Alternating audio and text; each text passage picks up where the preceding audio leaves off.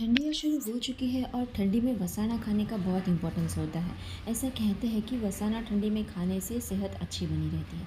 तो चलिए देखते हैं, आज हम बना रहे हैं गुंदर पाक। उसके लिए हमें चाहिए गुंदर, गेहूं का दरदरा आटा, गुड़, घी, बादाम, ठोपरा और जो भी आपको ड्राई फ्रूट्स डालना हो वो। तो सबसे पहले हमें घी में गुंदर को अच्छे से फ्राई कर लेना है। उसको अच्छे से दाने खिल जाए तब तक उसे अच्छे से फ्राई कर लेना है और फिर उसे निकाल लेना है। और दूसरे साइड हमें एक और बर्तन रख देना है जिसमें हमें घी डालना है और घी भी पूरा 1 कटोरी भर के लेना है।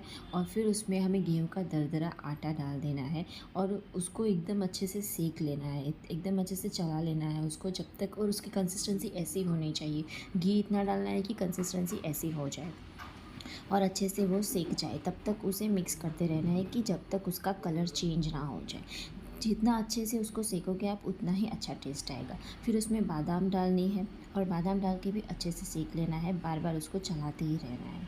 बादाम डालने के बाद उसके बाद मलाई डाल लेनी है। हमने मलाई डाली है, आप चाहो तो उसमें मावा भी डाल सकते हो। मावा मलाई जो भी चाहे वो कंसिस्टेंसी के हिसाब से डाल सकते हैं। और फिर उसको अच्छे से मिक्स करना है, उसकी कंसिस्टेंसी और भी ज़्यादा अच्छी हो जाएगी। उसमें एक, जैसे बोलते हैं ना, दाना आ गया वैसा हो जाएगा उसमें, वो दरदरा।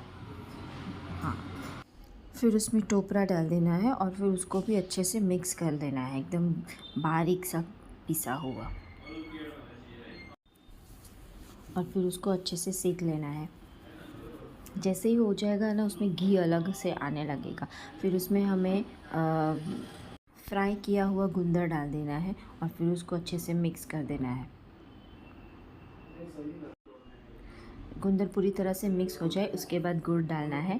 गुड़ की पाई या फिर शुगर की चाशनी भी डाल सकते हैं और हमने डायरेक्ट गुड़ डाला है। इसको अच्छे से मिक्स करना है जबकि गुड़ पूरी तरह से मेल्ट ना हो जाए, लेकिन ज़्यादा मत सेकना वरना कड़क हो जाएगा।